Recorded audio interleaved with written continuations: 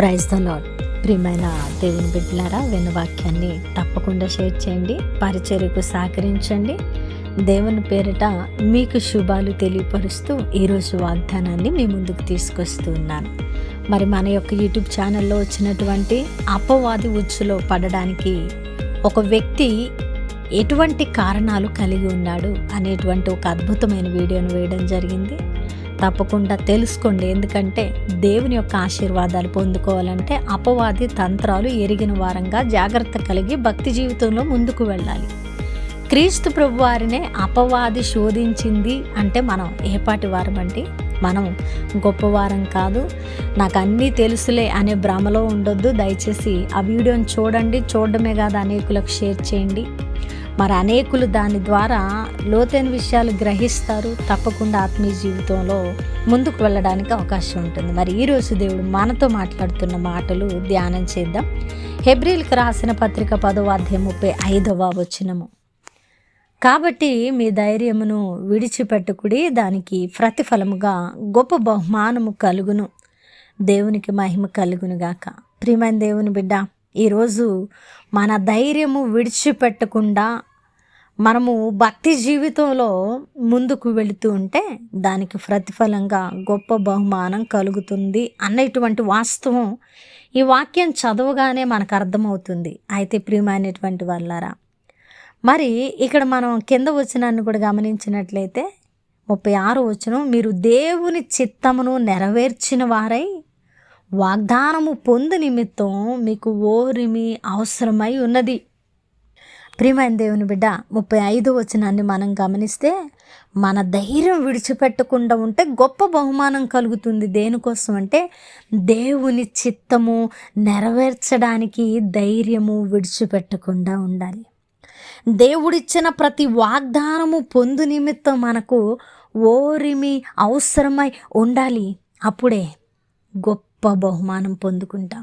ప్రియమైనటువంటి వాళ్ళారా, ఇది మన దైనందిన జీవితాలలో అన్వయించుకుంటే కూడా మన శ్రమల్లో, వ్యతిరేకతల్లో, బంధకాలలో, ప్రతి పరిస్థితుల్లో కూడా ధైర్యం విడిచిపెట్టకుండా ఆ శ్రమలో మన చిత్తం కాదండి, ఆ శ్రమలో దేవుని చిత్తం నెరవేర్చడానికి, ఆ శ్రమలో కూడా దేవుని చిత్తానికి తల ఒగ్గడానికి, దేవుని వాక్యంలో ఉన్న ఆ ఉన్నతమైన దీవెన, ఆశీర్వాదం, వాగ్దానం పొందుకోవడానికి మనకేం అవసరం?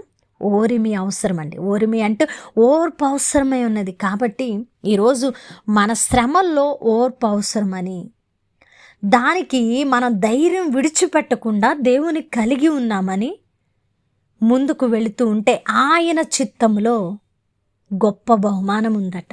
ప్రియమైన దేవుని బిడ్డ, ఈ వాగ్దానాన్ని చెప్పగానే మనకు అన్వయించుకుంటూ ఉంటాం.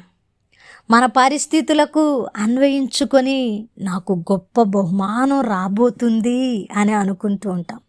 మంచిదండి. నిజంగా మనము ధైర్యం కలిగి ప్రతి వ్యతిరేక పరిస్థితుల్లో ఓర్పు కలిగి ఉంటే, ధైర్యం విడిచిపెట్టకుండా ఉంటే గొప్ప బహుమానము, గొప్ప దీవెన దేవుడు ఇస్తారు. అందులో ఎలాంటి సందేహం కూడా లేదు. అయితే ప్రియమైన దేవుని బిడ్డ, ఆ యొక్క శ్రమలో దేవుని చిత్తాన్ని నెరవేర్చడానికి ముందుకు వెళుతున్నావా లేదా?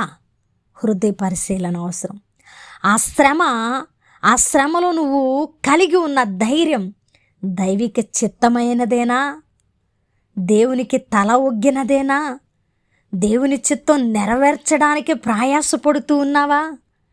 దేవుడిచ్చిన వాగ్దానమును పట్టుకొని ఓర్పుతో ముందుకు వెళుతూ ఉన్నావా? అయితే నీ ధైర్యము విడిచిపెట్టకు, దానికి ప్రతిఫలముగా గొప్ప బహుమానం పొందుకుంటావు.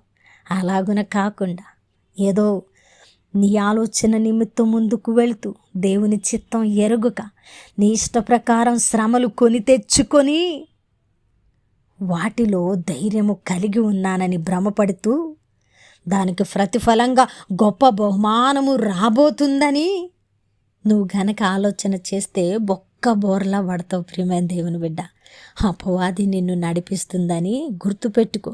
అపవాది తంత్రాన్ని ఎరుగు. నీ ధైర్యం దేనికోసం? నీ ఓర్పు దేనికోసం పనిచేస్తుంది? దేవుని చిత్తం నెరవేర్చడానికేనా? నెరవేర్చడానికి అయితేనే ఈ వాగ్దానం నీది. నీ చిత్తం, నీ ఇష్టం, నీ యొక్క పాపాల నిమిత్తమే వచ్చిన శ్రమలు, యాతనలు అనుభవిస్తూ ముందుకు వెళుతూ ఉంటే దానికి ప్రతిఫలంగా గొప్ప బహుమానము నువ్వు పొందుకొనా లేవు. వాస్తవమైన మాట. కాబట్టి ప్రియమైన దేవుని బిడ్డ, ఒకవేళ నువ్వు దేవుని చిత్త ప్రకారం నడవని వ్యక్తిగా ఉండి శ్రమలు అనుభవిస్తూ ఉంటే ఈ క్షణమే ఆయన సన్నిధిలోకి వెళ్ళి నీ ప్రతి పాపాన్ని ఒప్పుకొని నీ స్వచిత్తాన్ని పక్కన పెట్టి అయా నీ చిత్తం నెరవేర్చడానికి నేను ముందుకు వెళతానని నిర్ణయం తీసుకుంటే కూడా ఈరోజు ఈ క్షణము నీ జీవితంలో ఈ వాగ్దానము దేవుడు నెరవేరుస్తారు. ఆయన అధికారం కలిగిన దేవుడు. నువ్వు ధైర్యాన్ని పోగొట్టుకోవద్దు ప్రియా మిత్రమా. ఇప్పుడు కూడా అవకాశం ఉంది వాగ్దానాన్ని పట్టుకోవడానికి. కాబట్టి వ్యత్యాసాన్ని గుర్తించు, గమనించు. దేని కొరకు ప్రయాసపడుతున్నావో తెలుసుకో. దేవుని చిత్తాన్ని నెరవేర్చడానికి వాగ్దానము పొందు నిమిత్తం ఓరిమితో ముందుకు వెళుతుంటే నీ ధైర్యం విడిచిపెట్టకుండా ఉంటే దానికి ప్రతిఫలముగా గొప్ప బహుమానాన్ని పొందుకుంటావు. ఆమేన్. వినవాక్యం ఫలింపు కొరకు ప్రార్థన. పరిశుద్ధుడా, ప్రేమ కలిగిన తండ్రి, వందనాలు. అద్భుతమైన వాక్కు చేత మాతో మాట్లాడి మా హృదయాలను కట్టి బలపరిచినందుకు వందనాలు. అయా, ఈ వాగ్దానం ఎవరైతే విని ధైర్యము కూడగొట్టుకొని మీ సన్నిధిలో పయనిస్తూ ఉన్నారో, అయా మీ చిత్తం నెరవేర్చడానికి ఓర్పు కలిగి ఉన్నారో వారి పట్ల మీరు గొప్ప కార్యాలు జరిగించబోతున్నారని నమ్ముతున్నాం. అయ్యా, ఈ పరిచర్యను దీవించండి. ఈ పరిచర్యకు సహకరిస్తున్న వారిని దీవించండి.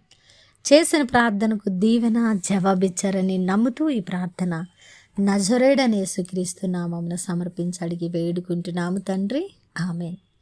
ప్రియమైన దేవుని బిడ్డలారా, విన్న వాక్యాన్ని తప్పకుండా షేర్ చేయండి, పరిచర్యకు సహకరించండి.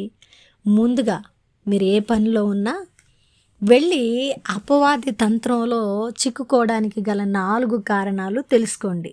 లేదంటే అపవాది ఉచ్చులో చిక్కుకొని నీ ఆత్మీయ జీవితాన్ని పోగొట్టుకుంటావు. దేవుని చిత్తమైతే మరల కలుసుకుందాం. దేవుడు దీవించునుగాక. ఆమేన్.